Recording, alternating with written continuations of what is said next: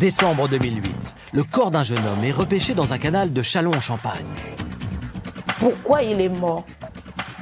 Comment Stéphane est mort? Je ne comprends pas. Il faut une force extrêmement importante pour occasionner les lésions telles qu'on les observe sur le corps de la personne décédée. Stéphane Camogne a été vu la dernière fois lors d'une soirée à l'École nationale supérieure d'arts et métiers. Et après, c'est comme s'il se volatilisait dans la nature, c'est-à-dire qu'on ne retrouve plus trace de Stéphane. Dans cette affaire, il est très difficile d'obtenir des témoignages. C'est toujours l'idée que si s'est passé quelque chose de pas acceptable, ça va nuire à l'image de l'école, donc il faut surtout se taire. Quand on va chercher des témoignages sur ce qui a pu arriver à Stéphane une fois sorti de l'école, on ne trouve rien. Qu'est-il arrivé au jeune homme?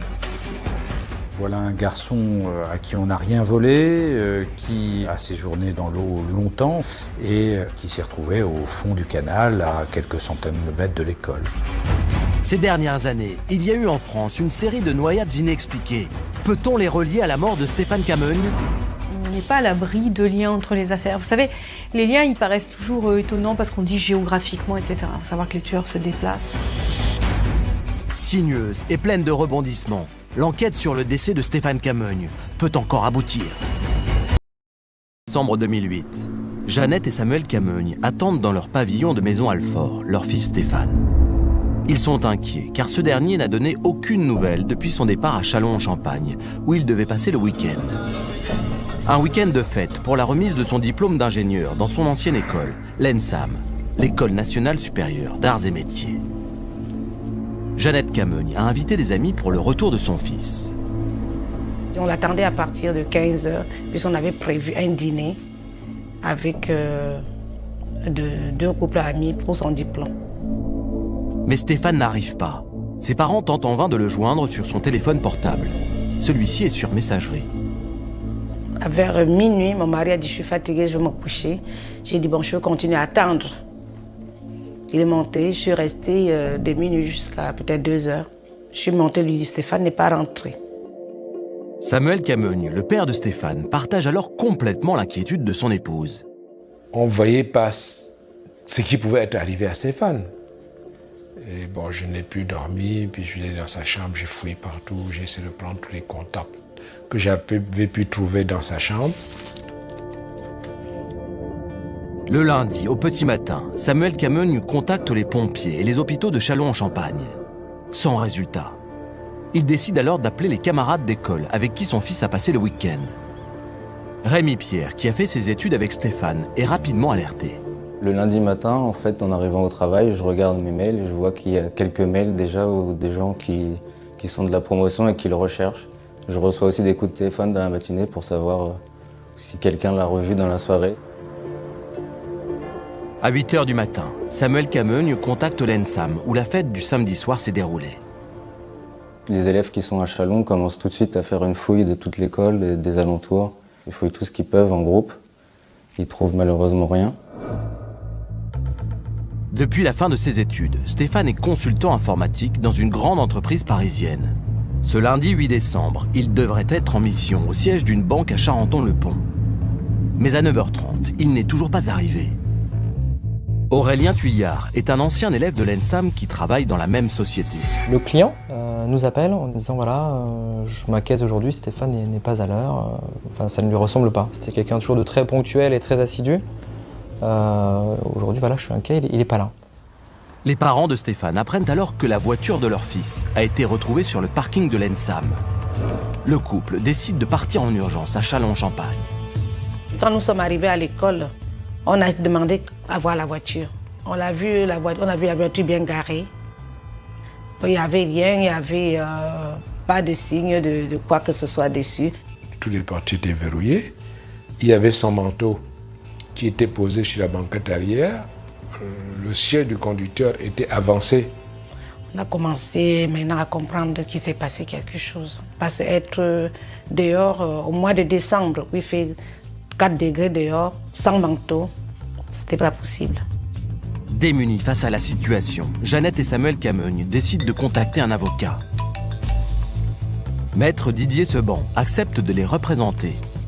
Stéphane n'est pas parti avec son véhicule, ce qui est troublant, puisque s'il a quitté la fête, soit il aurait dû revenir pour la chercher, soit on aurait dû le retrouver quelque part, mais en tout état de cause, s'il est parti et qu'il a laissé sa voiture, il y a déjà quelque chose qui est extrêmement troublant. Où est Stéphane? Avec qui? Que fait-il? Toutes ces questions obsèdent les parents du jeune homme. Pour nous, il fallait que Stéphane soit vivant. Il ne pouvait en aucun moment penser que Stéphane est mort. Non. Non. Ça ne pouvait même pas passer dans ma tête que Stéphane. Je me disais que peut-être...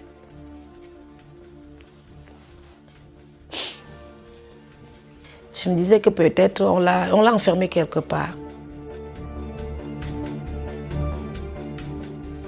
Les parents de Stéphane Camogne vont attendre toute la journée des nouvelles de leur fils. Ils tournent et retournent dans leur esprit les quelques éléments en leur possession. Pourquoi la voiture de Stéphane est-elle encore sur le parking de l'école? Pourquoi n'a-t-il pas pris son manteau? Pourquoi son téléphone est-il toujours éteint? Ce lundi 8 décembre à 17h, Jeannette et Samuel Camogne se rendent à l'hôtel de police de Châlons-en-Champagne pour signaler la disparition de leur fils. Le lendemain, les recherches débutent. Les policiers de Reims viennent se joindre aux effectifs de Châlons-en-Champagne. Cela fait 48 heures que le jeune homme a disparu. Plus les heures passent, plus l'angoisse grandit. Les policiers se lancent à la recherche du moindre indice qui pourrait expliquer la disparition de Stéphane Camogne et surtout permettre de le retrouver. On a fait les battues avec la police dans la neige en appelant Stéphane, croyant qu'il doit répondre quelque part, qu'il est quelque part. 7 sapeurs-pompiers plongeurs du service d'incendie et de secours de la Marne sont mobilisés. Le capitaine Pierre Machillot diligente ses recherches. Nous intervenons donc à partir de 14h le mardi 9 avec un équipage de plongeurs pour procéder à des recherches donc dans les cours d'eau qui avoisinent l'école des Arts et Métiers. Le mercredi 10 et le jeudi 11 décembre, les investigations se poursuivent. Dieudonné Kenmogne, l'oncle de Stéphane, se souvient de cette attente interminable. 1 seconde, 1 minute, c'est une éternité. Vous gardez votre téléphone 24 heures sur 24. Quand le téléphone sonne, vous sursautez. C'est peut-être Stéphane. Parce que vous dites, vous allez peut-être rater le coup de téléphone qui peut sauver Stéphane. De toute façon, comment on pouvait imaginer que Stéphane est mort? Qu'il a eu quoi à son école? Il a été convoqué à l'école pour prendre son diplôme. Le diplôme de fin d'études. Un enfant meurt en prenant son diplôme. Non. Non. Les conditions climatiques hivernales sont difficiles. Les investigations des enquêteurs et des plongeurs sont donc particulièrement compliquées. Il y avait de fortes pluies, il faisait très froid et ensuite les recherches dans les canaux sont très difficiles puisqu'on a une visibilité qui est de l'ordre de 50 cm à 1 mètre mais grand maximum. Ça veut dire que tout se fait à l'aveugle, au toucher, au fond du canal. Très vite, les policiers recueillent les témoignages des camarades de Stéphane, présents à la fête de l'école. Ils disent tous que la soirée de remise des diplômes a été bien arrosée. Éric Lenné, journaliste à l'Union Lardonnais, a le sentiment que cette disparition n'est pas prise au sérieux. Le parquet de Châlons-en-Champagne et les policiers ont déjà une certitude sur les circonstances de la mort de Stéphane Camogne. Ils imaginent qu'il était ivre la nuit du gala et qu'il s'est absenté de l'école et qu'à partir de là, il aurait pu faire une chute dans un canal situé tout à proximité. Les élèves de l'ENSAM se mobilisent et placardent des avis de recherche dans toute la ville. Partout dans les vitrines, sur les poteaux, partout, sauf sur les grandes grilles de leur établissement scolaire. L'école s'est mise en retrait par rapport à cette disparition. En fait, ils avaient peur d'une mauvaise publicité autour de la disparition de Stéphane Camogne. Imaginez que l'école puisse avoir une quelconque responsabilité dans la disparition de Stéphane Camogne les dérangeait beaucoup. Le 13 décembre 2008, cela fait 6 jours que Stéphane Camogne a disparu. Malgré l'insistance de sa famille, les recherches s'arrêtent. Les pompiers plongeurs regagnent leur caserne. La volonté de savoir de la famille Camogne a mis en mouvement effectivement un certain nombre de choses. Et puis, au bout d'un moment, on passe à autre chose parce qu'on dit qu'on a finalement tout fouillé, tout cherché. En l'absence d'éléments nouveaux, plus aucune investigation n'est menée pour retrouver le jeune homme. Ce qui nous trouble un peu, et c'est le problème qu'on rencontre souvent dans ce genre d'affaires, c'est que il ne va pas y avoir tout de suite une enquête de voisinage, un interrogatoire de l'ensemble des élèves qui étaient présents à cette fête. On s'arrête un peu vite, c'est-à-dire qu'on se dit finalement si on ne l'a pas retrouvé là, c'est qu'il est ailleurs. Noël approche. Cela fait maintenant 2 semaines que Jeannette Camogne n'a plus de nouvelles de son fils. L'espoir de le retrouver vivant s'éteint peu à peu. Ce que je demandais au bon Dieu, il dit, bon voilà, Seigneur, s'il est mort, je veux son corps en cadeau de Noël. C'était ma prière.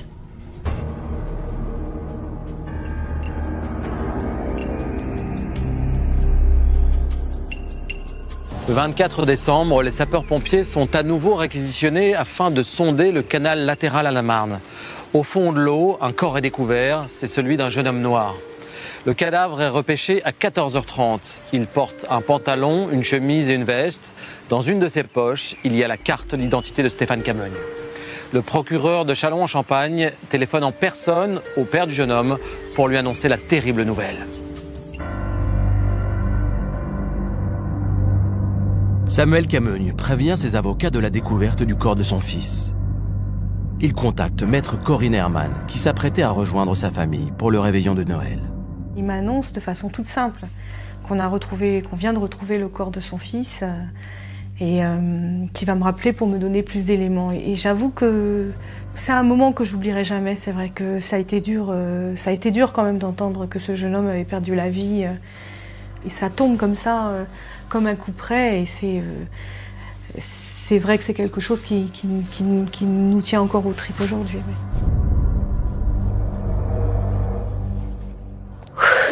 Le 24 décembre, c'est une date inoubliable dans ma vie.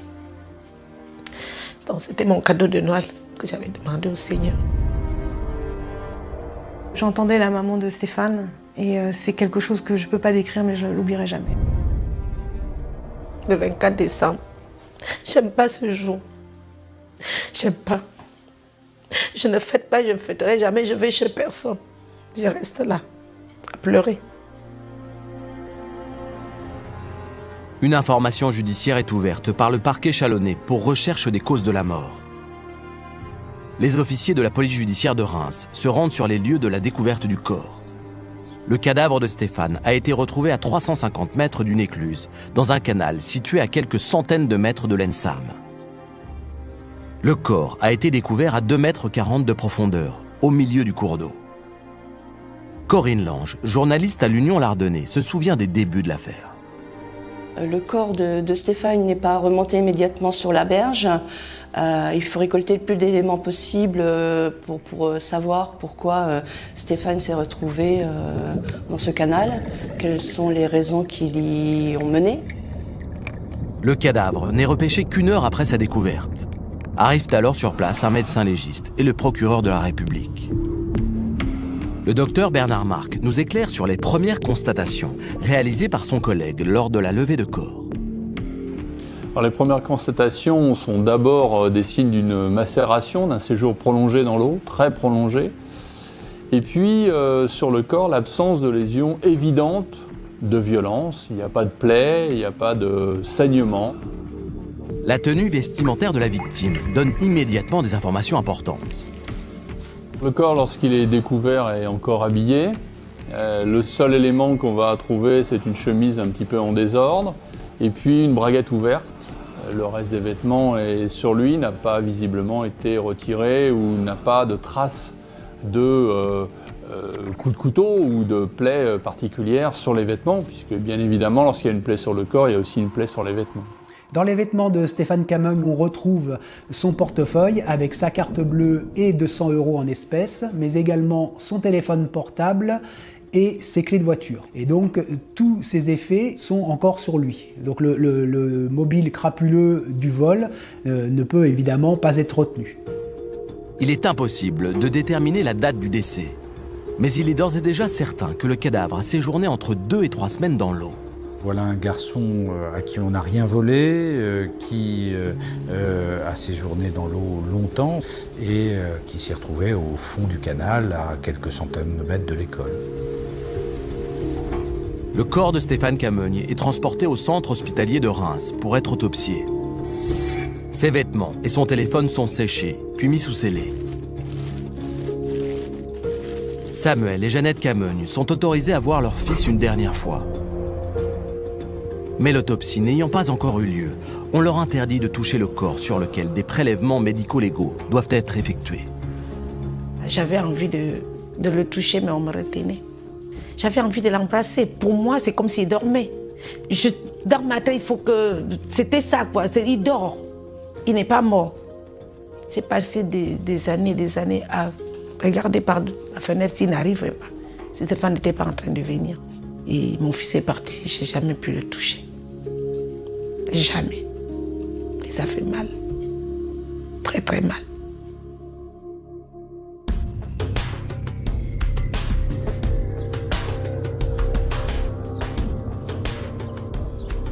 Les enquêteurs notent que l'endroit où est retrouvé le corps se situe tout près de l'école. Est-ce qu'on peut en déduire que Stéphane Camogne est venu à pied de l'ENSAM jusqu'au canal, ce qui expliquerait que sa voiture soit toujours garée sur le parking de l'école? C'est toujours très difficile de commencer une enquête comme celle-ci. On ne sait pas grand-chose. Tout ce qu'on sait, c'est que Stéphane Camogne a passé une soirée à l'ENSAM le jour de sa disparition. Mais pour l'instant, aucun témoignage précis ne peut dire ce qu'il a fait en sortant de cette soirée. Et puis, actuellement, on ne sait pas non plus si le corps est entré dans l'eau à l'endroit où on l'a retrouvé. Comment est-ce que vous expliquez que les recherches soient suspendues le 13 décembre, soit quelques jours après sa disparition, pour ne reprendre que le 24 décembre? Est-ce que c'est parce qu'on considère à ce moment-là qu'il s'agit d'un simple accident, celui d'un jeune homme ivre rentrant d'une soirée qui tombe dans l'eau?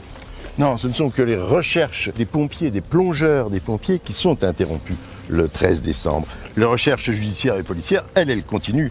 Les plongeurs, ils ont quand même plongé et sondé les canaux pendant 5 jours dans des conditions très difficiles. Je crois que tous les moyens humains et matériels qui pouvaient être mis en œuvre ont été mis en œuvre. Un hélicoptère a même été réquisitionné, il n'a pas pu décoller à cause des conditions climatiques, des conditions météo. Quand les pompiers reprennent leurs recherches le 24 décembre, c'est pour sonder, c'est pour explorer un canal qu'ils n'avaient pas eu le temps d'explorer jusqu'à présent. Bien sûr, plus le corps, surtout en cas d'immersion, est retrouvé tardivement, plus l'autopsie est difficile et délicate. Les premières constatations ne révèlent pas de traces évidentes de violence, aucune trace de coup, aucune blessure par balle, aucun coup de couteau ne sont décelables lors du premier examen externe du corps. La piste criminelle n'est donc pas une évidence. L'enquête qui jusqu'alors était diligentée pour disparition inquiétante est maintenant diligentée pour recherche des causes de la mort.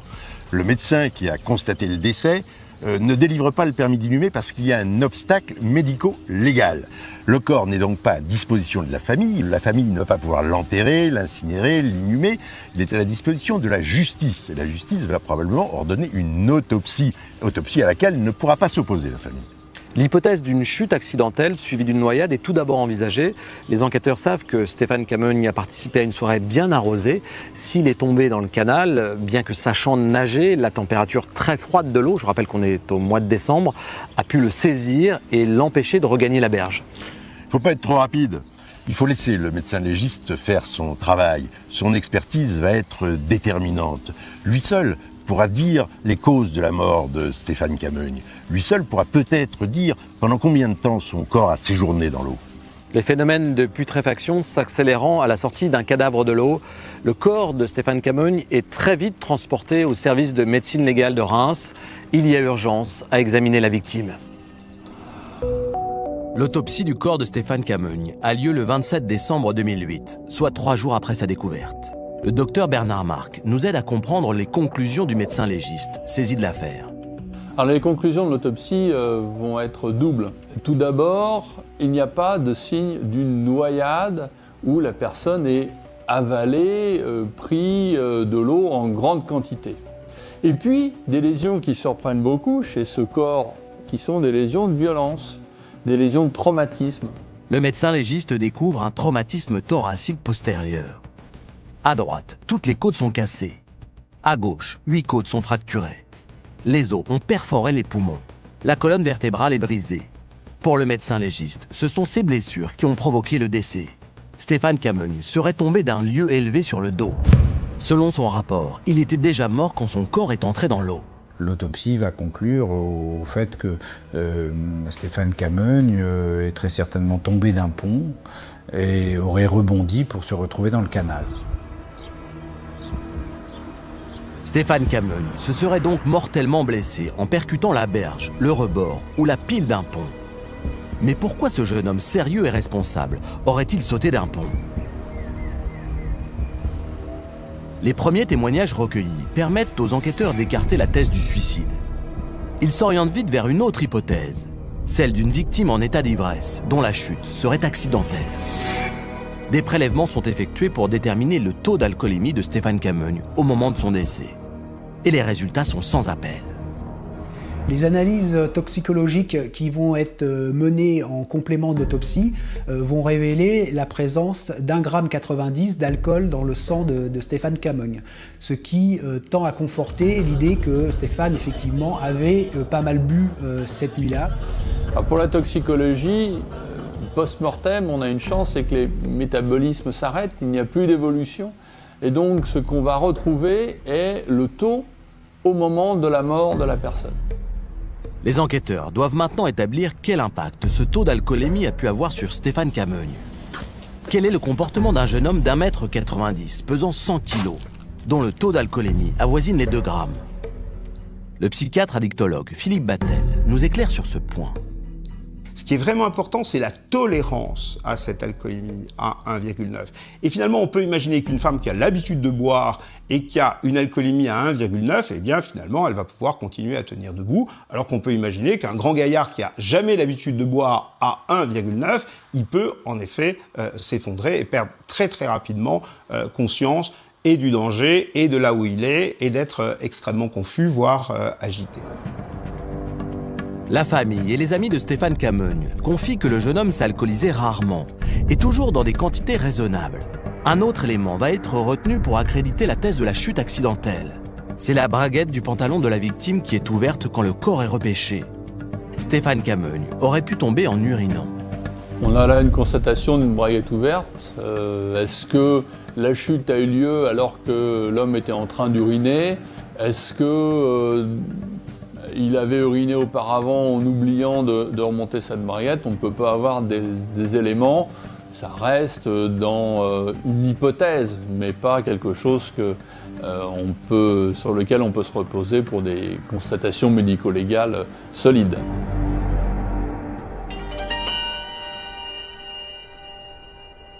Le médecin légiste conclut que Stéphane Camogne s'est fracturé la colonne vertébrale et cassé de nombreuses côtes en tombant mortellement sur le dos.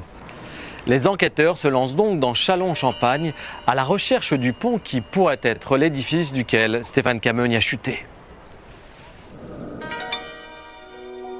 On a l'impression qu'on nous fait le scénario à l'envers, c'est-à-dire qu'on constate, on trouve le corps, on trouve le corps, on constate les blessures, on se dit tiens, il est tombé d'un pont, on va chercher le pont. Ça me dérange un petit peu, à l'époque moi ça me dérange, je trouve pas ça tout à fait cohérent. Ça me paraît trop facile. Les policiers de Reims retiennent 3 ponts. Tout d'abord le pont des Mariniers, dont les piles auraient tout à fait pu causer les blessures. Ils imaginent Stéphane ivre, assis sur la balustrade, perdant l'équilibre et tombant à la renverse, heurtant la pile et finissant dans l'eau. Très vite, cette hypothèse est abandonnée car la situation du pont est incompatible avec le lieu de la découverte du corps. Le cadavre n'aurait pas pu parcourir une telle distance. 2 autres ponts sont étudiés, le pont Pochet, vite éliminé du fait de sa faible hauteur, et le pont de l'Écluse, qui finalement sera retenu comme l'hypothèse d'enquête privilégiée. 2 scénarios sont alors possibles, une chute en arrière ou une chute en avant en urinant. Les avocats de la partie civile restent sceptiques. Quand on voit le pont, on se dit qu'il fallait vraiment vouloir se jeter du pont pour se retrouver en bas de celui-ci et que l'histoire ne marche pas avec un accident. Cette expertise fait naître d'autres interrogations. Le pont est complètement éloigné de l'école.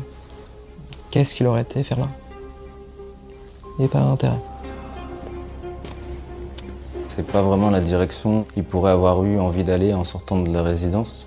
Quand on sort de l'école, on va aller vers le centre-ville. C'est ce qui paraît plutôt logique puisque c'est à 100 mètres, c'est là où on va pouvoir voir du monde, où il va faire jour. Les ponts sont situés dans l'obscurité, il y a vraiment très peu de raisons d'aller vers là-bas, donc c'est ça qui est vraiment étonnant. Pourquoi serait-il allé à un pont? Et s'il avait ce taux d'alcool vraiment élevé, pouvait-il marcher encore? Comment pouvait-il se déplacer? Il n'aurait pas pu. La famille de Stéphane Camogne, épaulée par ses avocats, n'accepte pas les conclusions du médecin légiste. Il y a quelque chose qui ne va pas. Comment peut-on tomber d'un pont? S'il tombe d'un pont, il tombe dans l'eau, il se noie, pourquoi pas? Mais à ce moment-là, il n'y a pas l'ensemble de ce fracas osseux qu'on va retrouver sur lui. Et s'il tombe sur la rive, un corps, ça ne rebondit pas, ça n'est pas un ballon. Il n'y a aucune description qui permette d'expliquer ou de dire qu'un corps humain qui tombe sur une berge est capable de rebondir comme un ballon pour se retrouver dans le canal. Donc il y a quelque chose qui ne va pas.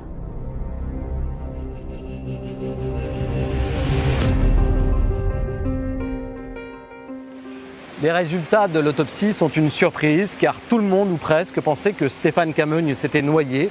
En réalité, le jeune homme serait mort à la suite d'une chute qu'il a faite sur le dos. Le médecin légiste conclut même son rapport médico-légal en affirmant que l'hypothèse de la chute d'un pont est vraisemblable.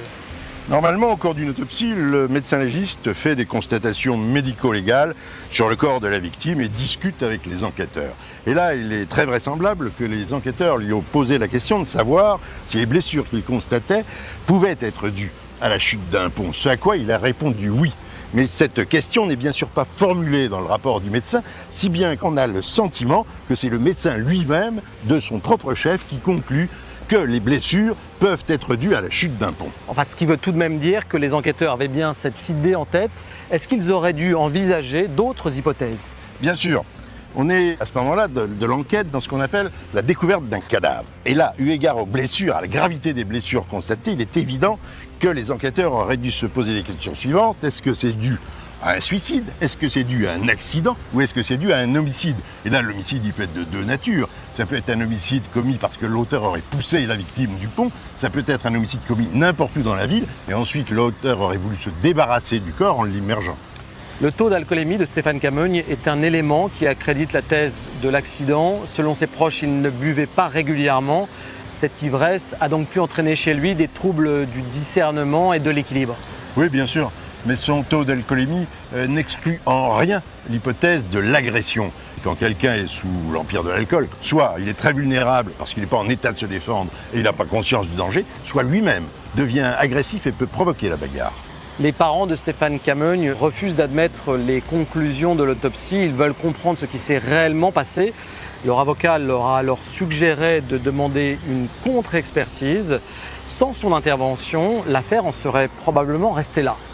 Oui, c'est la preuve une fois de plus, Arnaud, qu'il ne faut pas que les familles de victimes hésitent à se constituer partie civile et à demander l'assistance d'un avocat spécialisé, d'un avocat qui connaisse les arcanes du droit pénal et de la procédure pénale pour que ces familles ne restent pas devant leurs interrogations, leurs questionnements. Cet avocat va les aider à formuler les bonnes questions auprès du juge d'instruction, va les aider à demander des actes d'enquête qui n'ont peut-être pas été faits. Une contre-expertise est donc ordonnée. En attendant, il est essentiel de dessiner la personnalité de la victime. Le profil du jeune homme est un élément important pour tenter de cerner ce qui a pu lui arriver. Était-il un habitué des conduites à risque? Quelle relation entretenait-il avec ses camarades de promotion?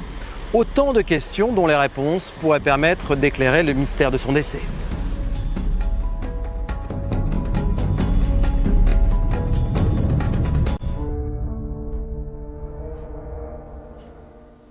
Stéphane Camogne est un jeune homme de 24 ans. Né de parents camerounais, il est le fils unique de Samuel et Jeannette Camogne. C'était notre fils. C'était notre trésor. On l'aimait. Stéphane, c'était, je dirais, la prunelle des yeux de ses parents et de sa famille. C'est un garçon serviable, un garçon gentil, disponible. Il ne nous a jamais posé aucun problème, nulle part. Que ce soit à l'école primaire, même une convocation, jamais. Stéphane est né à Paris, mais à l'âge de 2 ans, il part vivre au Cameroun avec ses parents. Il grandit avec Gracian, son ami d'enfance. Stéphane, je le connais depuis qu'on est tout petit. Pour moi, c'est comme un frère, hein. C'est comme un grand frère avec qui on jouait quand on était plus jeune et de qui on avait beaucoup d'admiration, particulièrement parce qu'il était très brillant. En 2000, alors que Stéphane a tout juste 16 ans, ses parents décident de revenir en France pour lui permettre de poursuivre ses études. À 17 ans, il obtient brillamment son baccalauréat et intègre les prestigieuses classes préparatoires du lycée Louis-le-Grand à Paris. Il travaille alors énormément pour présenter les concours d'accès aux grandes écoles d'ingénieurs. Donc pour lui, l'école était vraiment un jeu.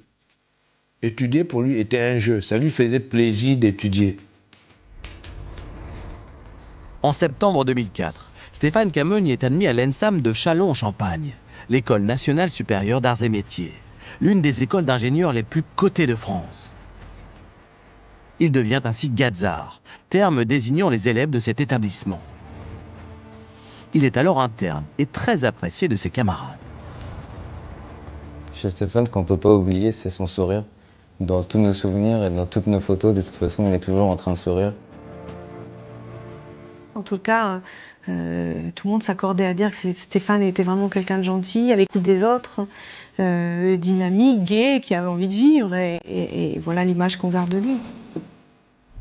L'élève ingénieur semble n'avoir eu aucun problème avec ses camarades de promotion lors de sa scolarité.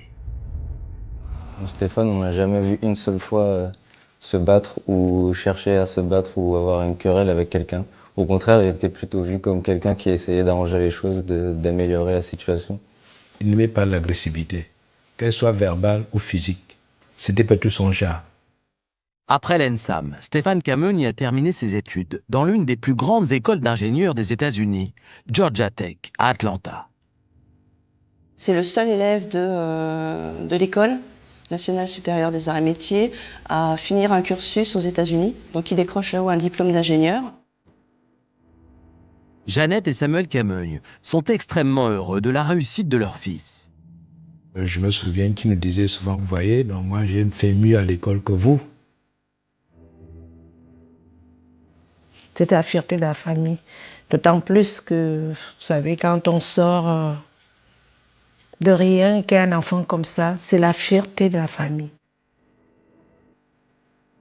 Au moment de son décès, Stéphane Camogne venait d'être embauché comme consultant ingénieur dans une grande société parisienne. Son premier salaire s'élevait à 3 000 € bruts par mois. Le jeune homme s'engageait avec confiance dans sa vie d'adulte.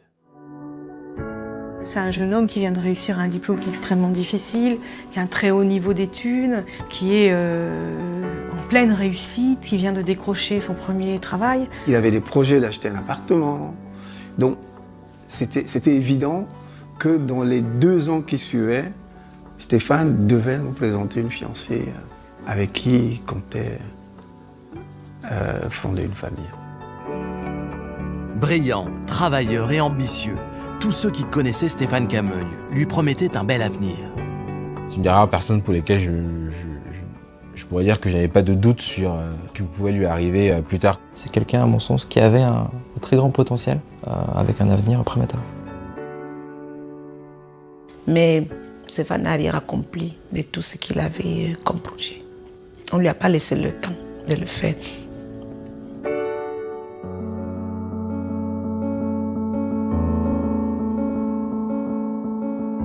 Stéphane Camogne a fait de longues et excellentes études. Son décès intervient cruellement au moment où il s'engageait dans la vie professionnelle. Heureux d'avoir trouvé un premier emploi, heureux de faire la fierté de ses parents, le jeune ingénieur est allé recevoir son diplôme avec toute la force que donne la réussite. Les enquêteurs vont se pencher sur sa dernière soirée. Il faut comprendre comment ce jour de fête, cette soirée de consécration à l'ENSAM, a pu aboutir à un tel drame.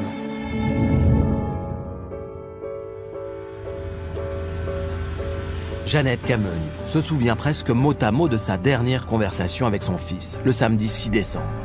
Je l'ai eu samedi matin. Je lui ai demandé juste si ça allait très bien, si tout va bien là-bas. Il dit oui maman, ça va, il n'y a aucun problème, ça va bien. Je m'apprête là pour aller pour la remise du diplôme à 9h. On ne l'a plus jamais entendu, c'est la dernière fois d'entendre sa voix. En arrivant à l'école, Stéphane a garé sa voiture sur le parking de l'ENSAM, puis a rejoint la cérémonie de remise des diplômes. Stéphane, je le retrouve à Châlons, donc dans l'école, dans la cour d'honneur, là où a lieu une célébration justement de la nouvelle promotion, là où on chante les hymnes des Gazza. J'étais justement à côté de lui quand on a chanté ces hymnes-là. Pour le dîner, Stéphane se dirige avec ses camarades vers un restaurant du centre-ville. À 21h, ils retournent tous à l'ENSAM pour le grand gala de l'année, appelé par les Gazards le bal des Fignos. Près de 2000 personnes sont attendues. Les élèves viennent sur invitation, donc il n'y a pas d'éléments extérieurs à la soirée qui sont susceptibles d'entrer, d'autant plus qu'une société de vigile est présente et que de nombreux agents de sécurité sont postés aux différentes entrées de l'école pour empêcher tout élément perturbateur d'entrer à la soirée. Les invités entrent par la cour d'honneur de l'école. Dans le prolongement de cette cour, la musique commence à résonner dans le foyer des élèves. Un passage extérieur permet de rejoindre un autre lieu de danse, le gymnase, aménagé pour l'occasion. Tous les camarades de promo se retrouvent. Stéphane passe d'un groupe à l'autre, avec bonheur. Je me rappelle l'avoir vu aux alentours de 22h. On était dans l'une des salles principales en fait, du gala des arts et métiers. On sentait vraiment qu'il était content d'être là. Il profitait de ce moment-là avec l'ensemble de ses camarades. À la soirée, on se voit, on se croise, il est heureux, il est content, il est toujours en train de sourire comme à son habitude. Comme beaucoup d'entre nous, moi le premier, on était également... Alors chaud, je ne sais pas si c'est le terme approprié, mais on avait déjà bu quelques verres et on était bien. On était bien. Les investigations permettent aux policiers de réunir plusieurs témoignages concordants, attestant qu'à 3h du matin, Stéphane Cameugne était en état d'ébriété. Stéphane ne se sent pas très bien et donc son ami va le conduire à la bibliothèque de l'école, qui est un endroit un petit peu à l'écart de la fête, où les gens qui se sentent un peu fatigués ont l'habitude de se retrouver pour récupérer. Stéphane a été amené dans cette bibliothèque pour se reposer. Il s'est endormi et après, la personne qui l'a accompagné a quitté la pièce. À partir de ce moment-là, Stéphane Cameugne n'aura plus aucune conversation avec ses amis. Moi, je suis parti de la soirée vers 3h parce que j'ai rejoint l'hôtel que j'avais réservé dans la ville. Donc je me souviens pas exactement à quelle heure je l'ai vu, mais en tout cas pas après 3h. Un Gazard qui ne connaît pas Stéphane Cameugne déclare aux enquêteurs « J'ai vu vers 3h30 du matin un grand black sortant de la bibliothèque. » Il ajoute que le jeune homme titubait et se déplaçait avec difficulté et qu'un vigile est intervenu à sa demande. Le vigile va rattraper Stéphane Cameugne alors qu'il manque de chuter et curieusement va les conduire de la soirée et le mettre en dehors de l'enceinte de l'école. Stéphane Cameugne aurait été expulsé de la soirée. On sait que la sortie de l'école de Stéphane ne va pas se dérouler dans des bonnes conditions. On sait que Stéphane va plutôt être poussé dehors par les vigiles, qu'il va y avoir un incident avec eux, que la voix va monter. Plusieurs personnes vont nous décrire une situation quasiment de bagarre. Stéphane veut re-rentrer dans l'école parce qu'on l'empêche de rentrer. Et Stéphane s'en va à ce moment-là. Et après, c'est comme s'il se volatilisait dans la nature, c'est-à-dire qu'on ne retrouve plus trace de Stéphane. Il semblerait que Stéphane Cameugne ait tourné à gauche en sortant de l'école. Savait-il où il allait? Voulait-il rejoindre le parking où était garée sa voiture? Était-il saoul, au point d'avoir perdu tout discernement? C'est un garçon sérieux, avec un esprit cartésien, c'est un garçon qui ne fait pas les choses n'importe comment, et on ne peut pas imaginer, même avec une dose d'alcool assez importante, qu'il ne se soit pas repris et qu'il ne soit pas rentré à nouveau dans l'enceinte de l'établissement pour se reposer soit dans sa voiture, soit dans une chambre, mais certainement pas errer sans but et seul à l'extérieur de l'école. Les amis de Stéphane Cameugne disent être revenus à la fin de la soirée dans la bibliothèque pour chercher leurs camarades. Son absence les a alors intrigués. À ce moment-là, cet ami, en compagnie d'un autre, vont chercher Stéphane dans l'enceinte de l'école, mais également à l'extérieur, aux abords immédiats de l'école. Mais ils ne vont pas trouver trace de sa présence. Il y avait ce soir-là près de 2000 personnes à l'École nationale supérieure d'arts et métiers. Pas une ne sait où est passé Stéphane après 3h30 du matin. Vous imaginez 2000 jeunes réunis dans l'école qui vont faire la fête toute la nuit, qui vont sortir, rentrer, les mouvements qui se passent naturellement. Il y a une agitation phénoménale à Châlons, qui est une petite ville, le jour de la disparition de Stéphane. Or, quand on va chercher des témoignages sur ce qui a pu arriver à Stéphane une fois sorti de l'école, on ne trouve rien.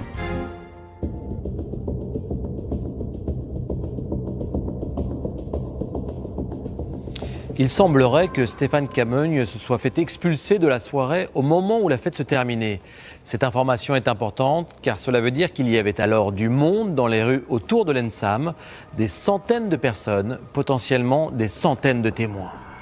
Le jeune homme ne pouvait pas passer inaperçu dans les rues de Châlons-Champagne. Grand, costaud, la peau de couleur noire, autant de caractéristiques qui auraient pu retenir l'attention de témoins. Pourtant, personne n'a, semble-t-il, vu Stéphane après sa sortie de l'école. Les légistes de l'Institut médico-légal de Paris sont alors saisis pour réaliser la contre-expertise ordonnée. Leurs conclusions, en date du 9 janvier 2009, sont un véritable coup de théâtre. Le médecin légiste, saisi de la contre-expertise, décrit le même traumatisme dorsal. Mais contrairement à la première autopsie, n'associe absolument pas ses blessures à la chute d'un pont. Et la contre-expertise va venir confirmer nos doutes, puisque l'expert, lui, va conclure que ce choc ne peut pas être compatible avec la chute d'un pont. Cette deuxième expertise fait naître une nouvelle hypothèse d'enquête. Stéphane Cameugne aurait été victime d'un accident de la circulation. Stéphane Cameugne aurait donc été percuté par un véhicule. Le juge d'instruction décide alors d'ouvrir une information judiciaire pour homicide involontaire avec délit de fuite. Les policiers cherchent maintenant à établir quel véhicule circulait à Châlons-en-Champagne, la nuit du gala, à partir de 3h du matin. Les gens repartent chez eux, reprennent leur voiture. Il y a du monde qui circule dans la rue autour de l'école. Après derrière, en fait, il y a quand même une route tout simplement donc à double sens, donc il faut quand même être toujours très vigilant. Si on est un peu trop éméché, on a un peu moins donc les idées claires, il faut malgré tout à un moment donné avoir une certaine attention quand on traverse la route. Des investigations sont vite diligentées pour savoir si une voiture a pu être accidentée ce soir-là. Sur l'hypothèse de l'accident avec délit de fuite, il y aura vraiment une enquête importante qui va être menée parce que c'est un rebondissement dans le dossier et qu'il faut traiter tout de suite, contacter les garagistes, vérifier si des véhicules ont présenté des traces qui pourraient nous mettre sur la voie d'un suspect. On retrouve rien d'exploitable, il y a des personnes qui vont être entendues, il y a des véhicules qui vont être examinés, mais ça ne donne rien. Cette nouvelle hypothèse d'enquête sidère Jeannette Cameugne.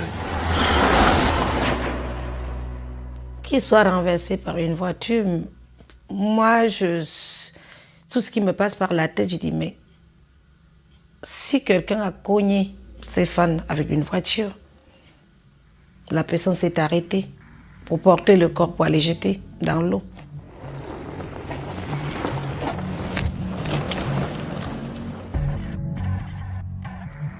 Est-ce que une personne peut porter un corps comme ça pour aller jeter dans l'eau ou je me pose la question.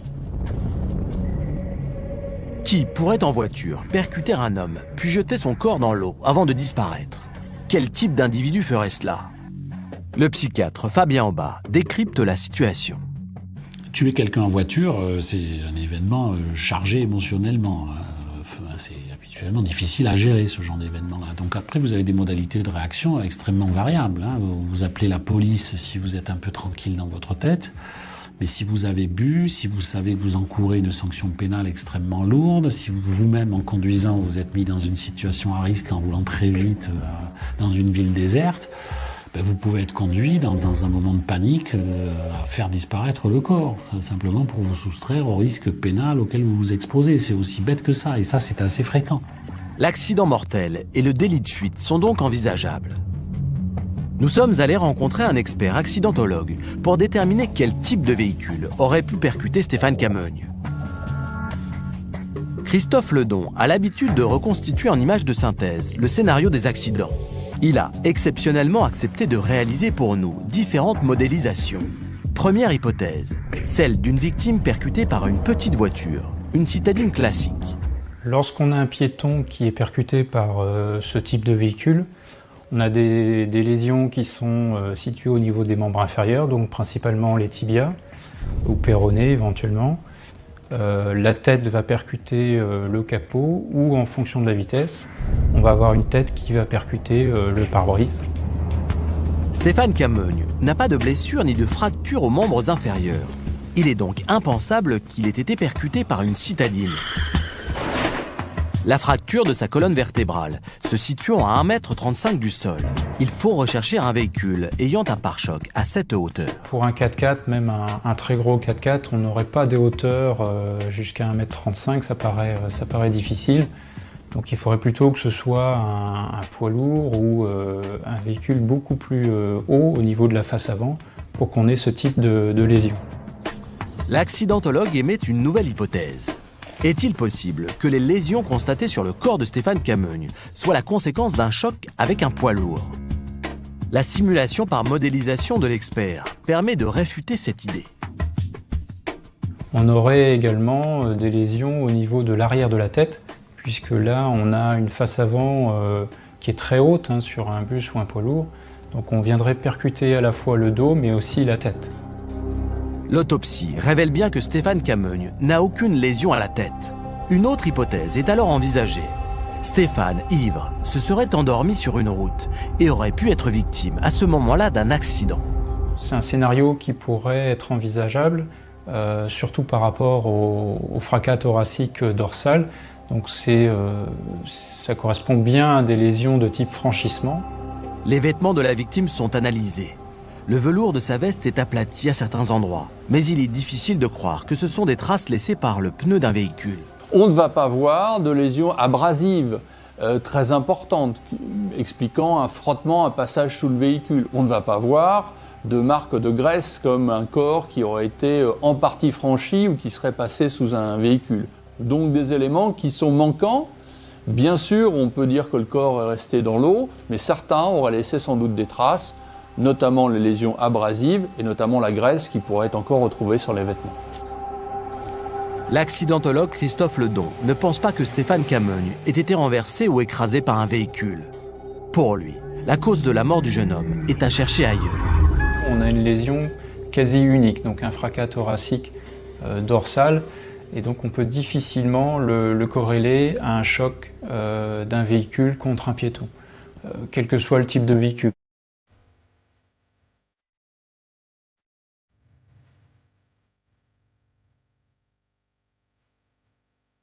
La contre-expertise médico-légale indique que les blessures de Stéphane Camogne n'ont pas été causées par une chute.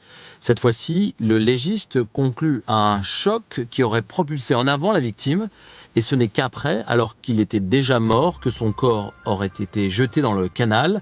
Les enquêteurs envisagent donc maintenant l'hypothèse d'un accident de voiture. S'il s'agit d'un accident causé par une voiture, on parle alors d'homicide involontaire. Et cet homicide involontaire pourrait être aggravé par la commission d'autres délits, par exemple le fait de ne pas s'arrêter pour porter secours à la victime constituerait un délit de fuite. Quant au fait de se débarrasser du corps de la victime en le jetant à l'eau, constituerait une circonstance très aggravante. On rentrerait alors dans une autre dimension. Les investigations n'ont pas permis de retrouver de véhicule accidenté cette nuit-là.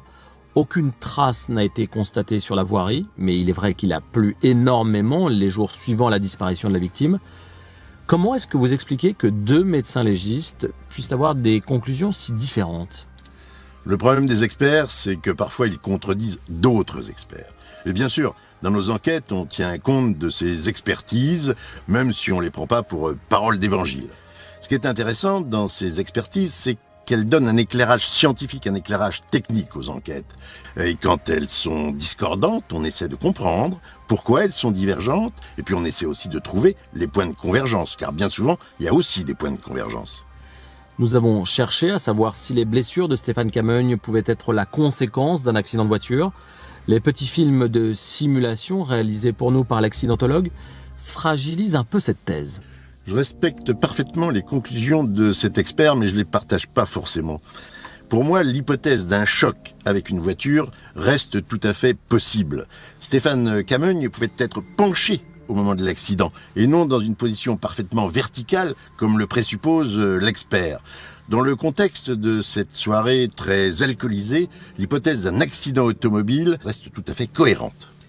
Les enquêteurs de Reims vont donc continuer leurs investigations, mais ils vont se heurter sans arrêt à leur incapacité à établir avec certitude les faits et gestes de Stéphane après son expulsion. Ils décident donc de retourner dans l'école pour mieux comprendre l'organisation de la soirée.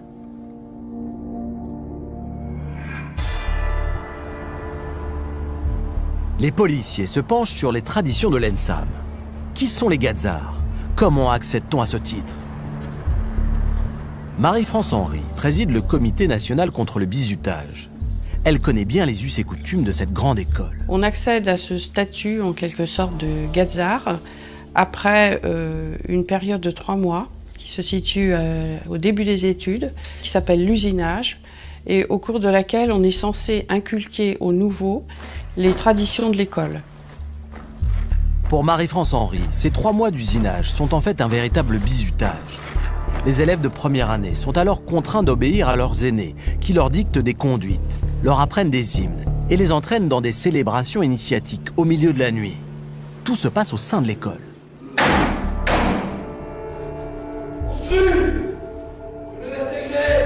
Les arts et métiers, aux anciens, je leur félicite.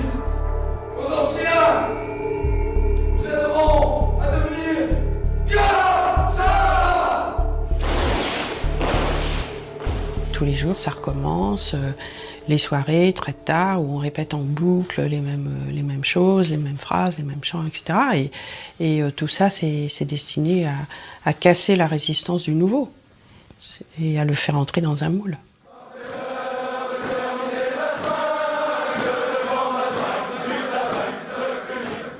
On apprend la culture des Gazards, c'est-à-dire l'histoire des Gazards, tout ce qu'on peut apprendre, les anciens Gazards qui sont devenus célèbres, tout ce genre de choses.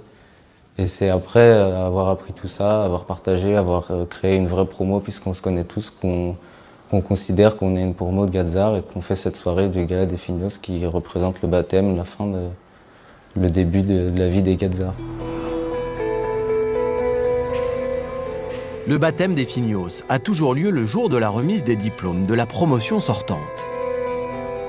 Et ce 6 décembre 2008, c'est celle de Stéphane Cameugne, la promo 204, qui est à l'honneur. Cette soirée est censée être la soirée de réconciliation en quelque sorte, hein, c'est-à-dire, maintenant on est tous des Gazards, on est tous les mêmes, on vous accueille dans notre communauté. C'est-à-dire qu'on a un peu l'impression d'entrer dans une secte, dans une communauté fermée auquel les non-Gazards n'ont pas accès.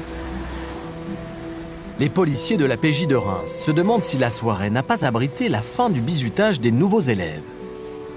On peut imaginer que, en tous les cas, peut-être pas dans les salles du gala, mais dans d'autres salles de l'école, il y a eu des rituels, ou en tout cas des rituels d'intégration de certains nouveaux élèves. On peut imaginer que Stéphane y ait participé et que ça ait dégénéré. Moi, je ne sais pas ce qui s'est passé dans cette école.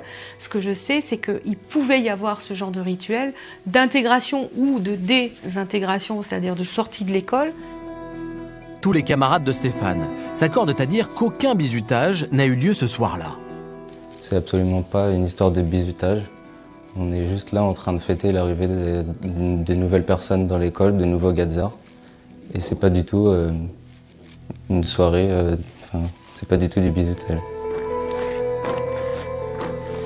Tous les Gazards assurent que le gala est juste un rendez-vous important pour renforcer les relations qui les unissent tous très fortement.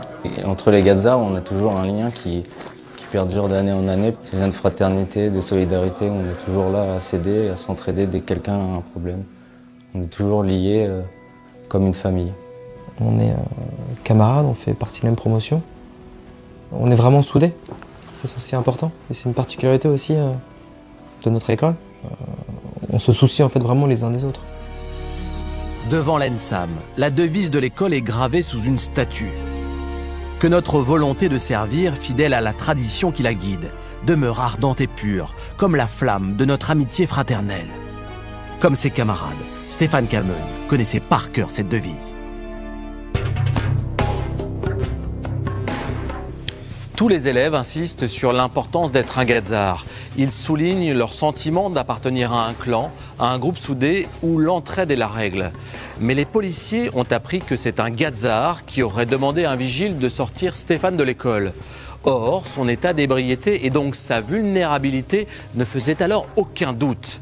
Devant cette contradiction, les policiers tentent d'en apprendre davantage sur l'emploi du temps de Stéphane Cameugne cette nuit-là.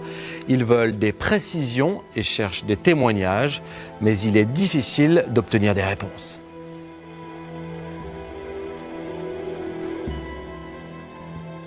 Du point de vue de la famille, des journalistes qui ont pu être sur place et qui nous ont décrit la situation, il y a une espèce de blackout après la découverte du corps de Stéphane qui s'introduit totalement dans l'école. On ne peut plus rien savoir, plus personne ne parle à la famille, et on a ce sentiment-là que finalement tout le monde a peur qu'il y ait quelque chose qui sorte ou qui se sache ou que ça salisse l'école. L'école ne voulait pas être associée véritablement à la disparition de Stéphane. Ça les dérangeait. Je pense qu'ils auraient préféré que tout se soit passé en dehors de l'enceinte.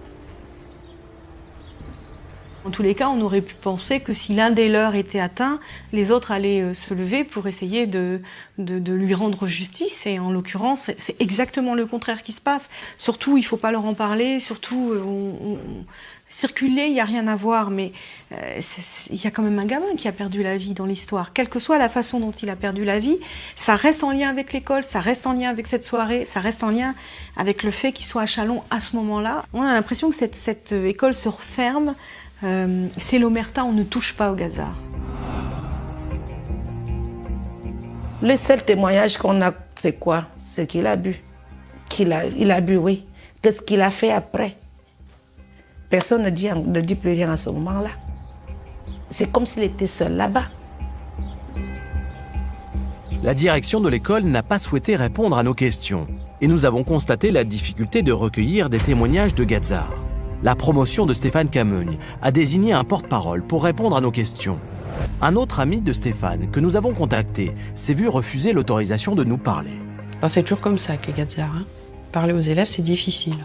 On veut contrôler tout ce qui va être dit. Il y a des responsables qui n'ont pas été choisis au hasard et qui sont chargés de porter la parole des élèves, des anciens élèves ou de l'école.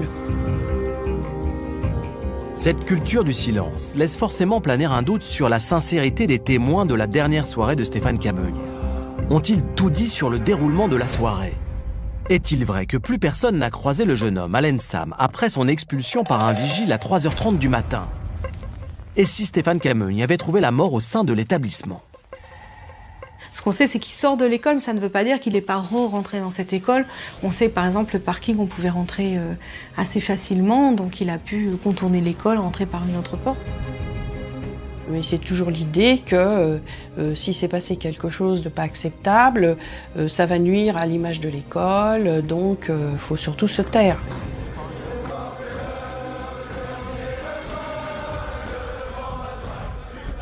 La communauté de Gazard est suffisamment unie pour que la loi du silence subsiste pendant des années, voire toute la vie.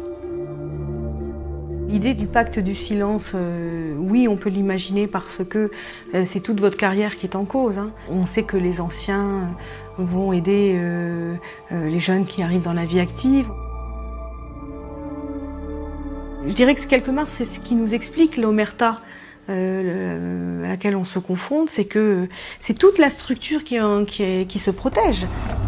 Depuis le décès de Stéphane Cameugne en 2008, les soirées de l'ENSAM de Châlons-en-Champagne ont plusieurs fois tourné au drame. En décembre 2012, au bal des Fignos, un jeune homme a été grièvement blessé à la main à coups de tesson de bouteille. Le 31 mai 2013, nouvelle tragédie, puisqu'un gazard décède après avoir été frappé dans l'enceinte de l'école. Stéphane appréciait ses camarades et ce monde fermé et mystérieux auquel il était fier d'appartenir. Aujourd'hui, face au comportement de l'ENSAM et des élèves, Jeannette Cameugne ne croit plus à la fraternité entre les gazards. Les gazards, Stéphane a tellement aimé son école. Stéphane a tellement parlé de la famille de l'école que ça nous a même endormis. Mais aujourd'hui, je ne vois pas ça de la même façon.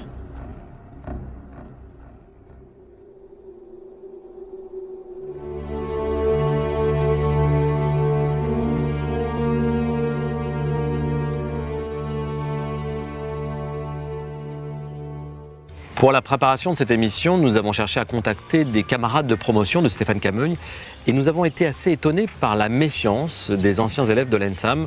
Dans chaque numéro de Non Élucidé, nous recueillons des témoignages pour dessiner la personnalité de la victime et pour essayer de retracer sa dernière journée, en l'occurrence sa dernière soirée. Qu'est-ce que vous pensez, Jean-Marc, de cette réticence des anciens élèves de l'ENSAM à communiquer ? Oh, quand les policiers ont à enquêter dans des milieux soudés, des milieux fermés, des milieux à forte tradition, ils se heurtent exactement aux mêmes résistances. Je ne sais pas si dans cette affaire, les gazards ont quelque chose ou non à cacher, mais leur respect excessif du groupe, leur respect excessif du silence pourrait le faire croire. Leur manière de défiler, leur manière de chanter en défilant, leurs uniformes, leur transmission des rites de génération en génération, de promotion en promotion, fait penser à une école militaire, fait penser à la Grande Muette. Est-ce que vous pensez que Stéphane Cameugne a pu être agressé dans l'enceinte même de l'école ? Le 31 mai 2013, un élève de l'ENSAM a été agressé mortellement à coups de poing au cours d'une fête organisée dans l'enceinte de l'établissement. L'auteur des faits a été identifié et arrêté. Je précise qu'il ne s'agit pas du tout d'un élève de l'ENSAM. Cette affaire n'a bien sûr rien à voir avec le décès de Stéphane Cameugne, mais ça prouve quand même que ces fêtes alcoolisées, trop alcoolisées, peuvent dégénérer en bagarre, en rixe mortelle. Est-ce qu'on peut envisager qu'un ou plusieurs individus aient frappé à mort Stéphane Cameugne, les transporter à l'extérieur de l'école pour ensuite aller se débarrasser du corps en le jetant à l'eau ? Ça paraît difficile et improbable, parce que primo, il aurait fallu que Stéphane Cameugne revienne dans l'établissement après son altercation avec les vigiles sans que personne ne le voie. Deuxièmement, il aurait fallu qu'une bagarre éclate au sein de l'établissement sans qu'il n'y ait aucun témoin. Et troisièmement, il aurait fallu pouvoir sortir le corps sans que personne ne s'en aperçoive. Je vous rappelle qu'à ce moment-là, il y avait encore plus d'une centaine de fêtards dans l'établissement et autour de l'établissement. Mais surtout, Jean-Marc, pour l'instant, aucune des deux expertises médico-légales ne permet d'envisager que Stéphane Cameugne soit mort sous les coups d'un agresseur. Deux thèses se sont succédées, celle de la chute d'un pont, puis celle de l'accident de voiture. Le 8 octobre 2009, le juge saisit un expert traumatologue, chirurgien orthopédiste. Il lui demande de se pencher à son tour sur les fractures de Stéphane Cameugne et ses conclusions vont aboutir à un nouveau rebondissement dans l'enquête. La reprise des dossiers existants va conclure à un traumatisme qui a pu être occasionné avec un mécanisme extérieur, probablement un objet contondant très lourd. Mais il faut imaginer un mécanisme d'une grande violence. Et il faut une force extrêmement importante pour occasionner les lésions telles qu'on les observe sur le corps de la personne décédée. Le nouvel expert conclut que les blessures de Stéphane Cameugne ne peuvent être la conséquence de la chute d'un pont. Il réfute aussi l'hypothèse de l'accident de voiture. Cette fois-ci, le médecin évoque une agression mortelle à l'aide d'un objet contondant de type batte de baseball. On est là, cette fois-ci, sur la thèse de l'homicide volontaire, c'est-à-dire du meurtre. On a un sentiment qu'on s'approche de la vérité. Il nous manque certes beaucoup de pièces du puzzle, mais on a un sentiment que quelque chose se dessine. L'expert traumatologue se penche également sur les vêtements que portait la victime au moment de son décès. Il portait une veste en velours côtelé, un costume en velours côtelé. On va retrouver des traces qui sont des traces tout à fait particulières, qui sont laissées sur le vêtement qui est carrément brûlé par ces traces. Et le fait que le vêtement soit brûlé par ces traces donne l'idée qu'il y a eu des coups qui ont pu être portés dessus, des coups très forts qui ont imprimé sur le tissu et que ces traces ne disparaissent pas après 15 jours de résidence dans l'eau. Les traces seraient donc les marques des impacts de coups répétés. Les enquêteurs cherchent alors à comprendre dans quelles circonstances Stéphane Cameugne aurait pu recevoir ces coups mortels. Toutes les expertises médico-légales ont souligné le fait que le corps ne présentait pas de traces de défense. La victime aurait donc été agressée par surprise. Il était peut-être endormi ou il était peut-être pas en tout cas dans une situation de réagir et de se défendre, ce qui semble plus compatible avec les constatations du médecin légiste. Donc on a plutôt un sentiment de règlement de compte, quelqu'un à qui on en veut et qu'on vient prendre à un moment où il est affaibli ou incapable de se défendre et qu'on tape avec une violence tout à fait extraordinaire. Quelqu'un aurait peut-être pu profiter de son état. À mon sens, ça ne pourra jamais être un Gadzar. Jamais. Si quelqu'un a eu des mauvaises intentions envers Stéphane, c'est forcément quelqu'un de l'extérieur, qui ne soit pas des nôtres. Les policiers vont alors s'intéresser aux vigiles de la soirée et à leur altercation avec Stéphane Cameugne. Au départ, les vigiles vont être plutôt sur la minimisation de l'incident. Comme on essaye de comprendre ce qui a pu se passer et justifier tout ça, finalement, il ne s'est rien passé.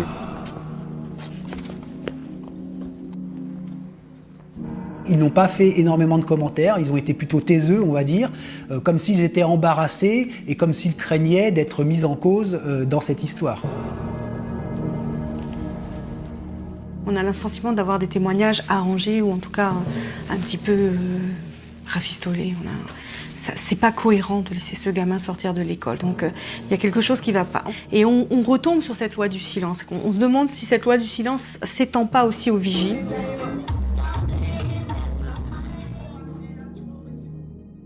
Les policiers n'obtiennent pas plus d'informations sur l'altercation de Stéphane Cameugne avec les vigiles. C'est alors qu'ils ont connaissance d'un élément troublant. L'étude de la téléphonie de la victime révèle que le téléphone portable du jeune homme a activé des bornes proches de l'école jusqu'à 8h25 le dimanche matin. Et c'est à 7h seulement qu'il a arrêté d'émettre. Et donc si son téléphone marchait encore à 8h25, c'est que Stéphane ne s'est pas retrouvé dans le canal avant 8h25. Pourquoi ? Parce que ça s'est avéré, un téléphone qui tombe dans l'eau, même protégé par une veste, il arrête de marcher quasiment immédiatement. Mais de 4 à 8h25, où était-il ? Et que faisait-il ? Était-il encore vivant ou mort ? Ça reste quand même un mystère. C'est vraiment une zone d'ombre importante dans l'enquête qui n'a jamais été élucidée à ce jour. C'est la diffusion d'un article de presse sur la disparition du Gadzar qui va faire rebondir l'enquête. Un lecteur découvrant l'histoire du meurtre va spontanément contacter les parents de Stéphane Cameugne. Livreur de journaux, il déclare être passé la nuit de l'agression dans les rues de l'Ensam vers 5h du matin, à l'endroit même où Stéphane a été vu pour la dernière fois. Ce que j'ai vu vers 5h du matin, un attroupement, rue de la Rochefoucauld, et puis là, l'attroupement de Gadzar est très excité. Et donc j'ai fait demi-tour en haut de cet attroupement parce que j'ai pas voulu prendre de risque de me faire agresser. Cet homme, qui préfère aujourd'hui témoigner anonymement, ajoute un élément important. Parmi les personnes, il y avait on va dire, un bout de bois qui surplombait toutes ces personnes. Et donc là, je me suis dit, tiens, ce que c'est qu'ils ont là, ça ressemblait à une pelle à pain pour moi. Et en gros, ce qu'il nous dit, c'est que c'est un peu comme une grande cuillère en bois. Il nous parle d'une cuillère en bois de la hauteur d'un homme.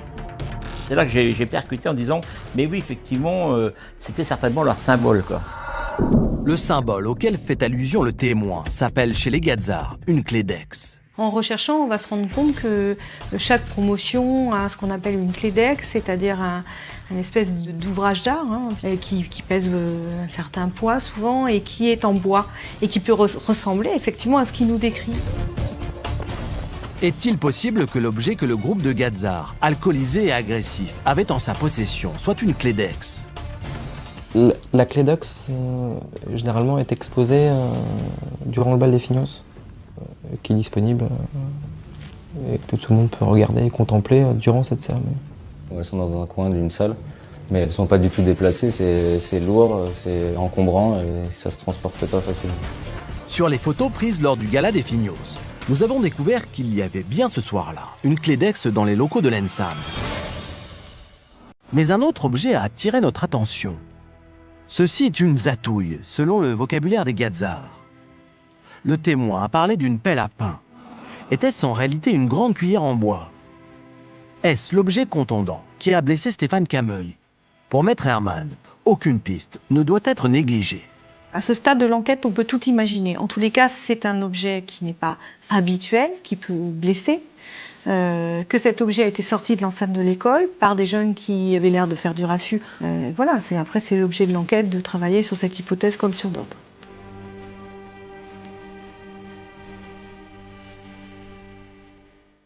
Jean-Marc, il a fallu attendre 3 expertises médico-légales pour envisager que Stéphane soit mort sous les coups d'un agresseur. On est maintenant bien loin de l'hypothèse de départ selon laquelle il aurait pu chuter ivre d'un pont en se penchant ou en urinant. Oui Arnaud, une enquête, c'est souvent comme ça, c'est pas une autoroute qui conduit tout droit à la vérité. Faut emprunter des chemins de traverse, ça ressemble plus à un labyrinthe, faut savoir se remettre en question. Ce qui est important avec cette 3e expertise, c'est qu'elle accrédite l'hypothèse d'un homicide volontaire. Alors le témoignage du livreur de journaux est bien sûr très important car il atteste de la présence dans les rues la nuit des faits d'un groupe d'individus agressifs. Bien sûr, il est essentiel, ce témoignage. Il se peut que Stéphane Cameugne, dans son errance, ait croisé ce groupe d'individus agités, d'individus excités, des mots ont été échangés, et puis ces mots se sont terminés en bagarre. En revanche, je ne crois pas du tout à l'utilisation de la zatouille, cette grande cuillère, comme arme du crime. C'est un instrument beaucoup trop lourd, beaucoup trop encombrant, beaucoup trop volumineux pour pouvoir porter des coups mortels. Il serait bien évidemment très important de réussir à identifier ce groupe. Nous savons à ce sujet que les investigations se poursuivent et nous avons appris que le livreur de journaux avait été entendu une nouvelle fois par les policiers, preuve que son témoignage retient particulièrement leur attention. Bien sûr qu'il va falloir identifier ce groupe d'individus, mais ça ne va pas être si facile que ça. Il y avait 2000 participants à cette soirée, c'était il y a quelques années, en 2008. Tous ces participants, la plupart d'entre eux sont devenus des ingénieurs. Et les ingénieurs compétents, qualifiés, ça peut travailler aux 4 coins du monde. Ça ne va pas être si facile que ça de les retrouver, de les localiser, et d'aller les entendre ou de les faire venir. Il y a un autre élément qu'il faudrait éclaircir, c'est cette histoire de téléphone. On découvre que le portable de Stéphane Cameugne a cessé d'émettre à très exactement 8h25, soit près de 5 heures après sa sortie de la fête. Qu'est-ce qu'on peut déduire de cette information? On sait que le téléphone de Stéphane Cameugne était dans sa poche. On peut donc en déduire que le corps de Stéphane n'a pas été immergé avant 8h25. Alors la question qui se pose, c'est de savoir qu'est-ce qui s'est passé entre 3h30, heure à laquelle on le voit sortir de l'école, et 8h25. Est-ce qu'il était seul? Est-ce qu'il était accompagné? Est-ce qu'il était mort? Est-ce qu'il était vivant? On peut faire un tas de suppositions, mais ça n'a pas grand sens, parce qu'Arnaud, une enquête, ça ne se bâtit pas sur des faits supposés, ça se bâtit sur des faits avérés. Quand le corps de Stéphane Cameugne a été repêché, tout le monde pensait à la noyade accidentelle d'un jeune homme éméché. Tout le monde pensait à un triste fait divers, comme il en arrive malheureusement très régulièrement dans de nombreuses villes en France. L'enquête sur le décès de Stéphane Cameugne éclaire d'un nouveau jour tous ces drames qualifiés peut-être un peu vite d'accidents. Depuis le décès de Stéphane Cameugne, près de 30 corps de jeunes hommes ont été repêchés en France dans des fleuves, des ports, des rivières ou des canaux. Depuis 2009, 6 individus ont été retrouvés morts à Lille, dans la Deule. En décembre 2010, à Nantes, 2 jeunes hommes ont été repêchés à une journée d'intervalle dans la Loire. Et à Bordeaux, la Garonne a charrié 6 cadavres entre juillet 2011 et juin 2012. Les victimes avaient en moyenne 24 ans. Toutes ont disparu en sortant d'une soirée entre amis. Les avocats des parents de Stéphane Cameugne recensent avec attention tous ces mystérieux décès. Évidemment, je garde tous les articles sur ces autres noyades qui vont faire malheureusement la une, que ce soit à Bordeaux, que ce soit à Lille. Il y en a d'autres encore que j'ai suivis. Parce que ça faisait déjà quelques années que je voyais ces jeunes qui pouvaient mourir dans l'eau après à la sortie de soirée. Je me disais qu'il y avait peut-être à s'intéresser à ce phénomène-là. À chaque fois, les victimes avaient consommé de l'alcool ou des stupéfiants. sortie de bar, c'est la libération d'individus potentiellement vulnérables qui ont perdu leur capacité d'abord à se défendre et leur capacité d'autocritique dans la relation qu'ils vont nouer avec autrui. Est-ce que les victimes ont été agressées? Ont-elles chuté accidentellement? Pour Maître Herman, la justice ne se donne pas les moyens de répondre à ces questions. La mesure de la gravité de ces dossiers-là n'est pas forcément prise et on sait qu'il y a beaucoup de dossiers qui sont classés très très vite parce qu'on s'en débarrasse, parce que c'est pas bon pour les statistiques, c'est pas bon, on n'a pas envie de s'y intéresser, c'est compliqué, ça demande des efforts. Toutes les victimes ont été autopsiées. À chaque fois, les médecins légistes ont conclu qu'elles s'étaient noyées. Mais pourquoi? Dans quelles circonstances? Comment? Impossible de répondre à ces questions. Les autopsies sont souvent les autopsies qui ne démontrent pas grand-chose. Vous poussez quelqu'un dans un fleuve sans forcément lui infliger des violences caractérisées, vous ne trouverez rien d'autre que des signes de chute ou de noyade, sans phénomène de violence qui vous permettent de dire on l'a poussé ou on l'a pas poussé. Et ça, c'est très compliqué. Nous avons rencontré à Bordeaux Sylvie Zeka. Cette femme est la mère d'une des victimes de la Garonne.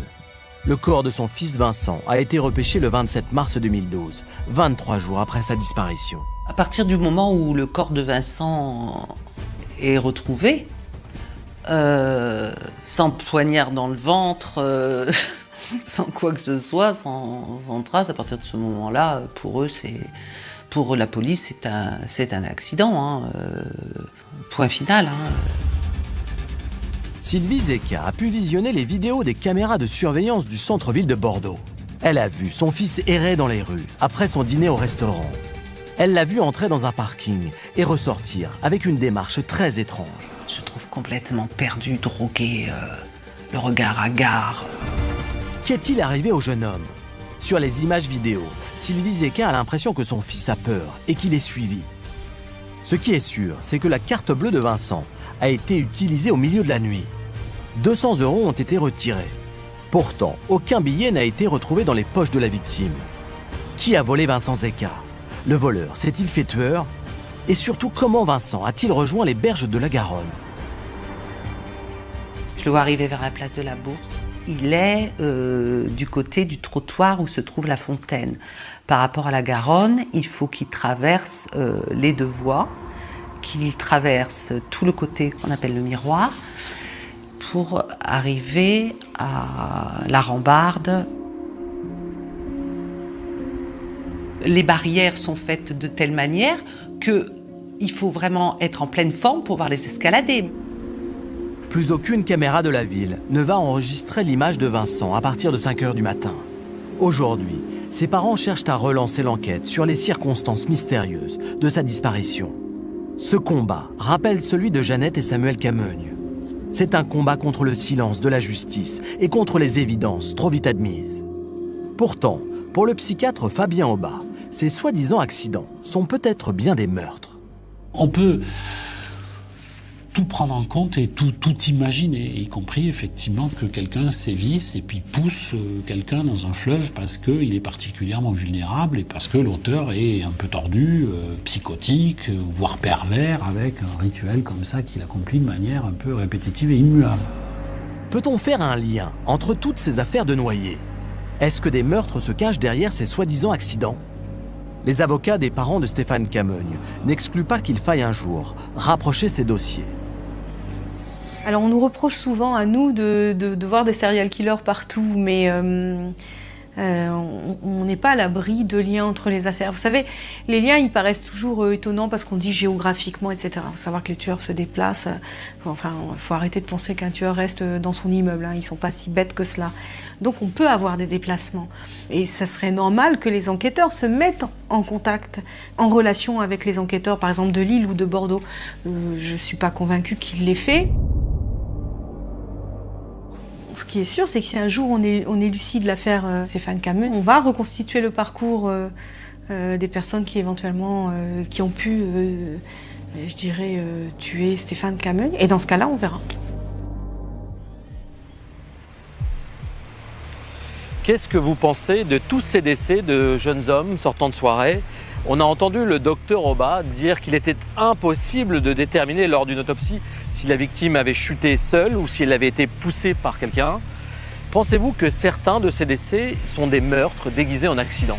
C'est vrai que quand il y a des accidents qui se ressemblent, on doit en chercher les causes. Là, il y en a une première qui s'impose, elle est d'ordre urbanistique et sociologique. Ces quais, qui autrefois étaient bordés d'entrepôts plus ou moins désaffectés, étaient déserts. Ces entrepôts aujourd'hui ont été aménagés en bars, restaurants, discothèques, sont des lieux festifs qui attirent des jeunes, surtout la nuit, avec tous les risques que cela comporte. Est-ce que vous croyez, comme le sous-entend Maître Herman, que la répétition des faits pourrait aussi s'expliquer par la présence sur les lieux d'un ou plusieurs individus poussant des victimes ivres dans les fleuves? Ça voudrait dire qu'il y aurait un serial killer pousseur. C'est vrai que quand il y a des décès dus à des causes similaires, des décès en série dans les grandes villes, c'est une hypothèse à envisager. Mais de là à penser qu'un tueur se transporte de Lille à Bordeaux en passant par Nantes pour pousser des jeunes gens la nuit dans l'eau, j'ai beaucoup de mal à y croire. Pendant très longtemps en France, on a cru que les tueurs en série ne sévissaient pas sur notre territoire. Il a fallu attendre l'arrestation de Guy Georges, de Francis Holm ou de Michel Fourniret pour réviser nos positions. Est-ce que cette fois-ci encore, on n'a pas tort de refuser d'envisager que pourquoi pas un tueur en série puisse tuer dans nos villes avec comme mode opératoire le fait de pousser ses victimes dans l'eau? C'est vrai qu'on a eu du mal à admettre l'existence de tueurs réitérants, comme on les appelle chez nous, malgré l'existence du docteur Petiot, de Landru. Mais l'imagination criminelle, elle est sans limite. Seulement, dans ce cas d'espèce, on n'a pas d'exemple, ni en Europe, ni dans le monde, de tueurs qui agissent avec un tel mode opératoire. Il y a une hypothèse que nous n'avons pas encore évoquée. Croyez-vous possible que Stéphane Cameugne ait été la victime d'un crime raciste? C'est pas impossible, on ne peut pas l'exclure. Mais ça ne repose actuellement sur rien. Enquêter à partir de cette hypothèse, ça serait un peu mettre la charrue avant les bœufs, chercher le mobile avant de chercher l'auteur.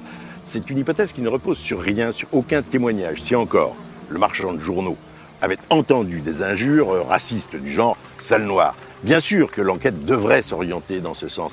Mais là, c'est absolument pas le cas. L'enquête sur le décès de Stéphane Cameugne avance doucement, expertise après expertise, audition après audition. Qu'est-ce qu'il faudrait faire selon vous maintenant? Je sais que la partie civile réclame l'expertise de la voiture de Stéphane et ça n'a pas encore été fait. Pourtant, ça mériterait de l'être parce que des années après, on peut retrouver de l'ADN. On ne sait pas si cette voiture elle est restée stationnée au même endroit sur le parking de l'école. On ne sait pas si le tueur ne s'en est pas servi. On ne sait pas si elle n'a pas servi à transporter le corps de Stéphane. En réalité, il reste encore plein de choses à faire. Car on ne sait toujours pas ni où, ni comment, ni pourquoi, et encore moins par qui Stéphane a été tué.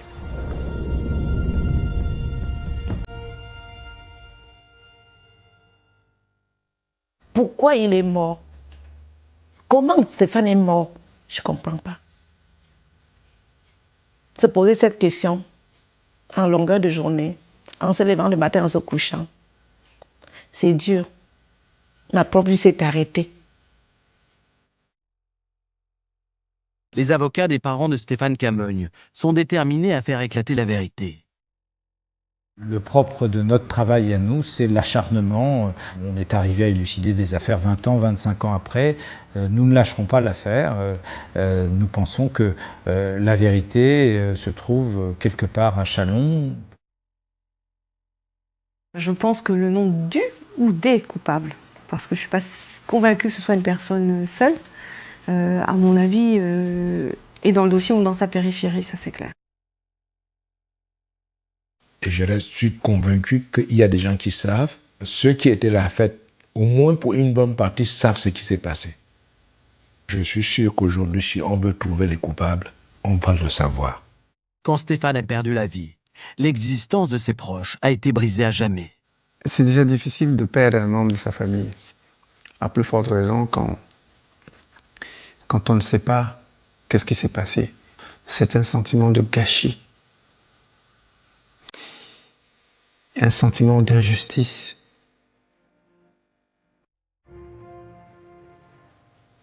Je suis une Africaine. L'Afrique, la retraite, c'est les enfants. La santé, c'est les enfants. Stéphane est parti. C'était ma canne de la vieillesse. On me l'a brisé. Mais pourquoi? Je ne sais pas. Quand je dis que Stéphane est ma canne de la vieillesse, quand je vois une dame vieille, que je vois un monsieur, 60 ans pour tenir une main de 90 ans, qui dit maman, mes larmes coulent. Je dis moi demain, qui me fera ça? Qui pourra me faire ça? Qui me tiendra la main?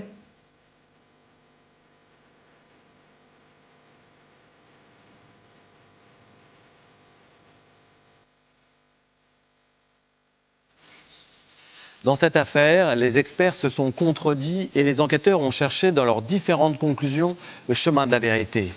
Stéphane Camogne avait 24 ans. Il terminait une année formidable, son diplôme d'ingénieur en poche, son premier emploi décroché et la conscience vive et fière de sa future réussite professionnelle. Les parents de Stéphane Camogne nous ont confié avoir élevé leur fils avec bonheur et facilité. C'est après sa mort qu'ils ont appris à se battre pour lui. Se battre pour ne plus jamais entendre que leur fils unique est mort dans un accident, un triste mais banal accident. Se battre pour que la mort de leur enfant ne reste pas impunie. Bonsoir.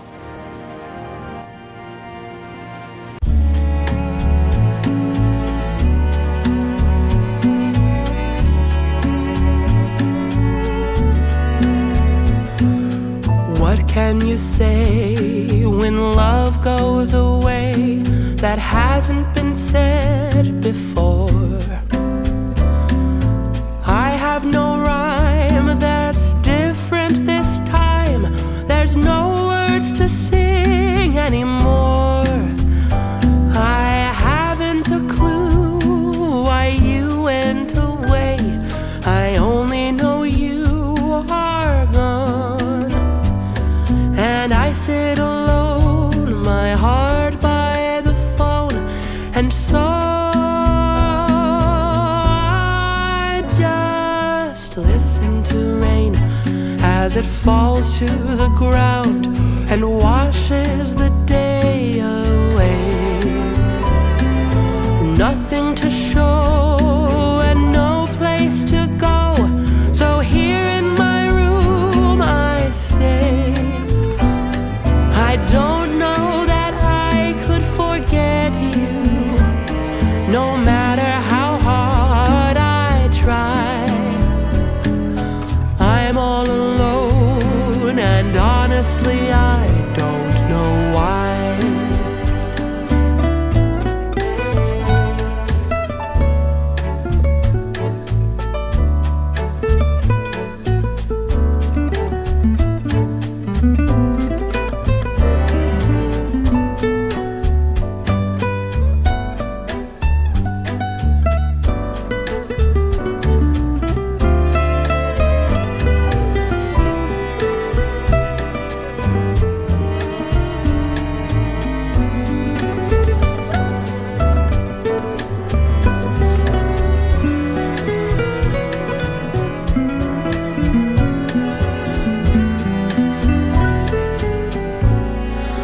I just listen to rain as it falls to the ground and washes the day away. Nothing to show and no place to go, so here in my room I stay. I don't know that I could forget you, no matter how hard I try. I'm all alone and honestly I cannot believe all the tears that I've cried. I'm all alone and honestly I don't know why.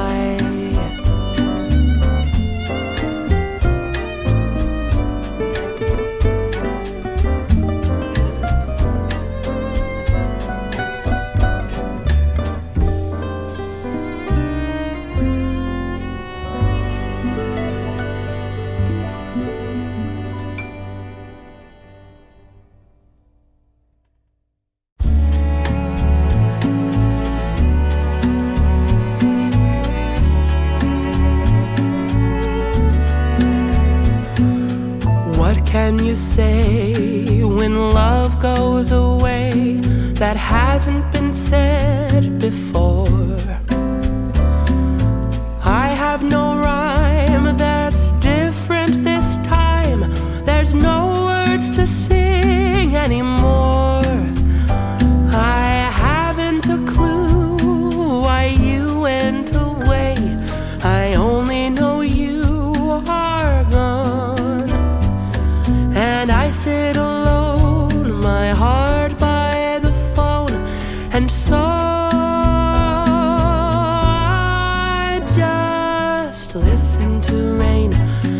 as it falls to the ground and washes the day away.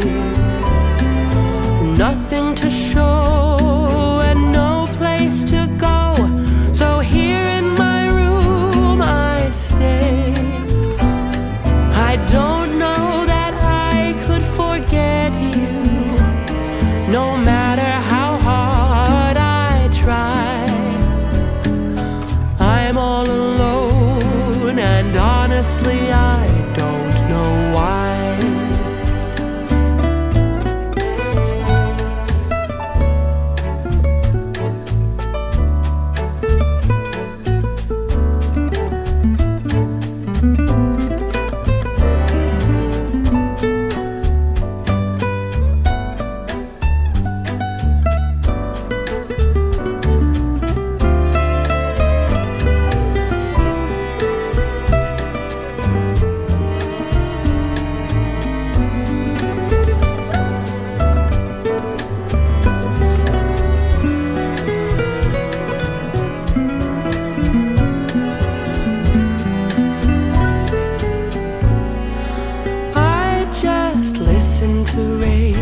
As it falls to the ground and washes the day away. Nothing to show and no place to go, so here in my room I stay. I don't know that I could forget you, no matter how hard I try. I'm all alone, and honestly I cannot believe all the tears that I've cried. I'm all alone, and honestly I don't know why.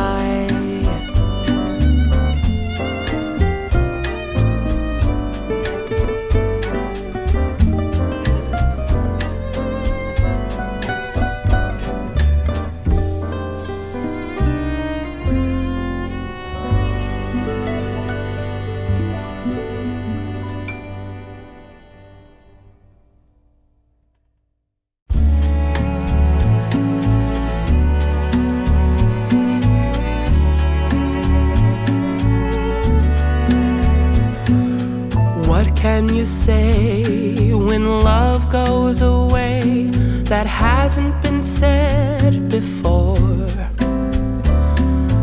I have no rhyme that's different this time. There's no words to sing anymore. I haven't a clue why you went away. I only know you are gone, and I sit alone, my heart by the phone, and so I just listen to rain as it falls to the ground and washes the day away. Nothing to show and no place to go, so here in my room I stay. I don't know that I could forget you, no matter how hard I try. I'm all alone, and honestly I don't know why.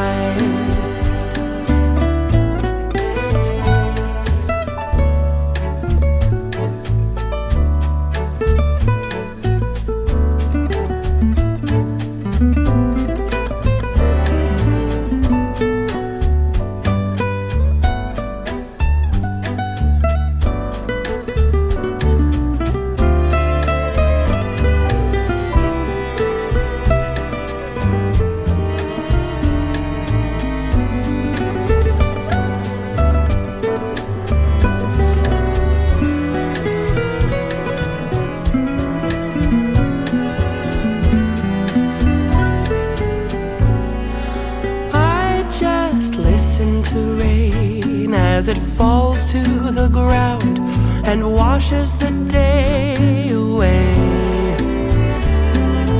Nothing to show and no place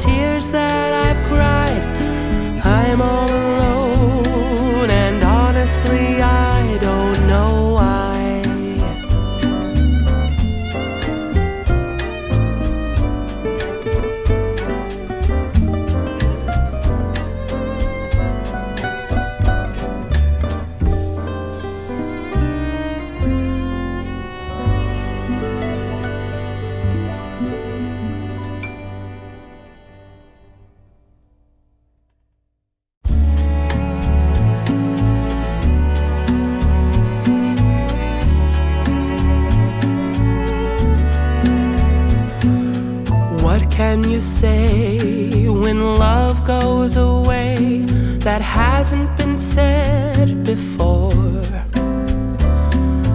I have no rhyme that's different this time. There's no words to sing anymore. I haven't a clue why you went away. I only know you are gone. And I sit alone, my heart by the phone. And so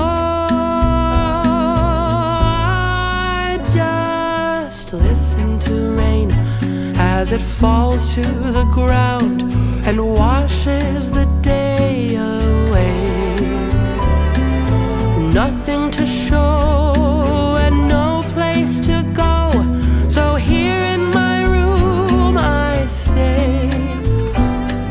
I don't know that I could forget you, no matter how hard I try.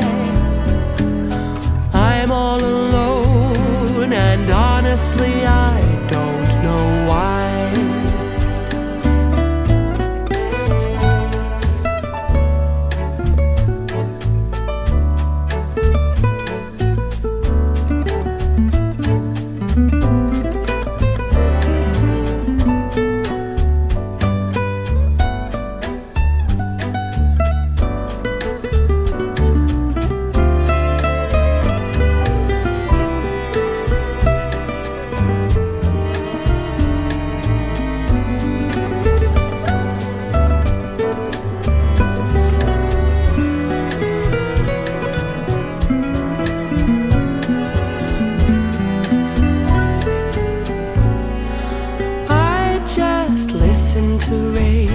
As it falls to the ground and washes the day away.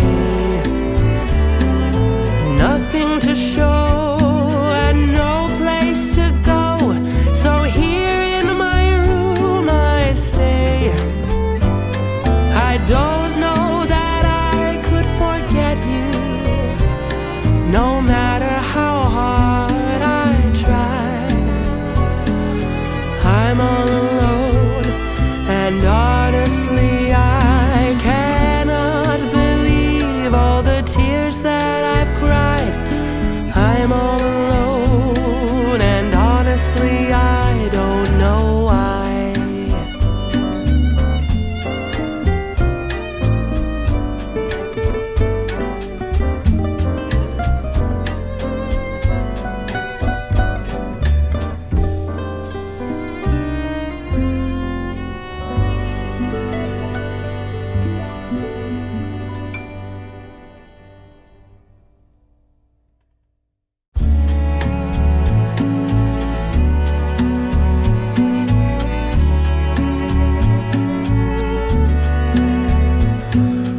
What can you say when love goes away that hasn't been said before?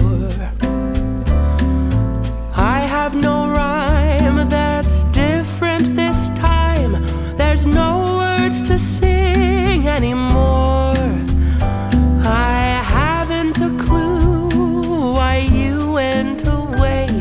I only know you are gone.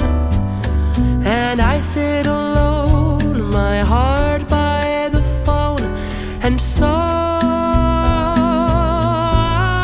I just listen to rain as it falls to the ground and washes the day away.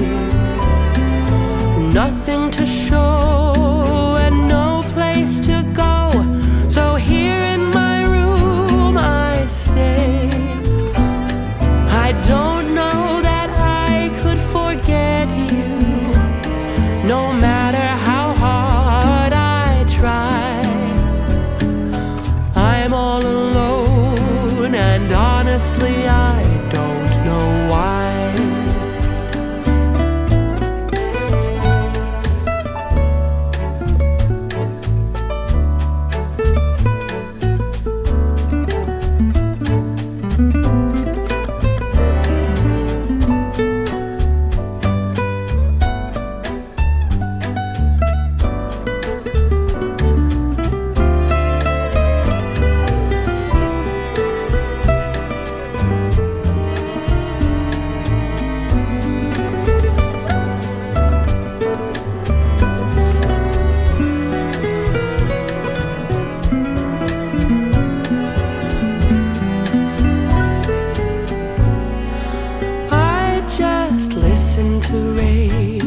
as it falls to the ground and washes the day away. Nothing to show and no place to go, so here in my room I stay. I don't know that I could forget you, no matter how hard I try. I'm all alone, and honestly I cannot believe all the tears that I've cried. I'm all alone, and honestly I don't know why.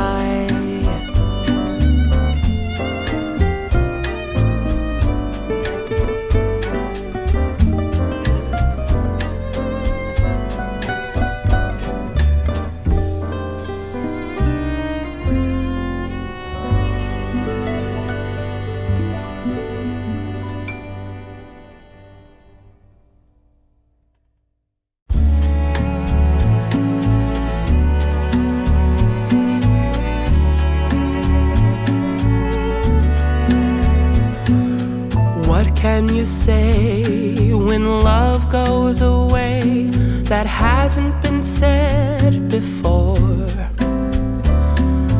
I have no rhyme that's different this time.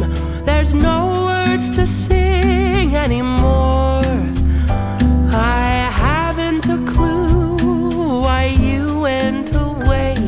I only know you are gone, and I sit alone, my heart by the phone, and so I just listen to rain as it falls to the ground and washes the day away. Nothing to show and no place to go, so here in my room I stay. I don't know that I could forget you, no matter how hard I try. I'm all alone, and honestly I don't know why.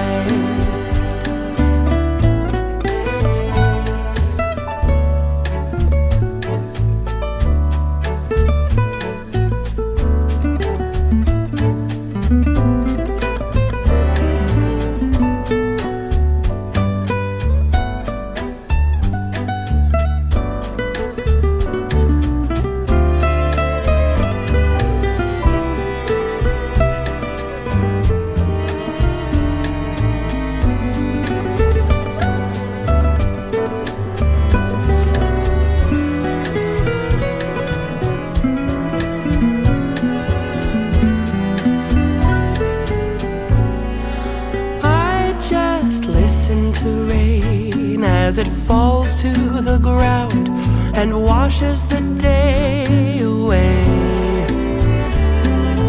Nothing to show and no place to go, so here in my room I stay. I don't know that I could forget you, no matter how hard I try.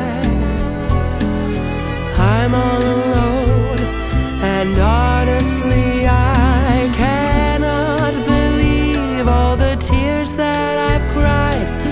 I'm all alone, and honestly I don't know why.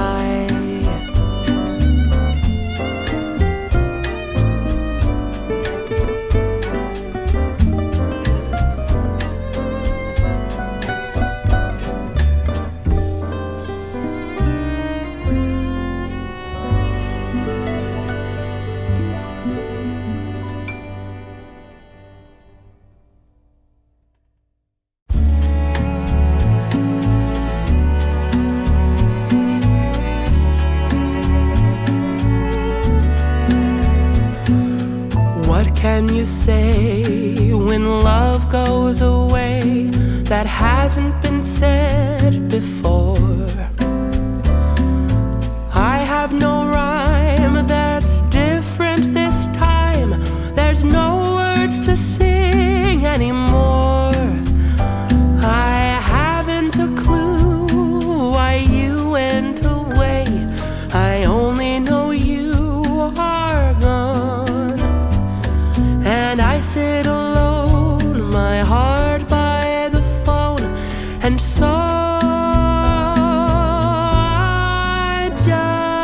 just listen to rain as it falls to the ground and washes the day away. Nothing to show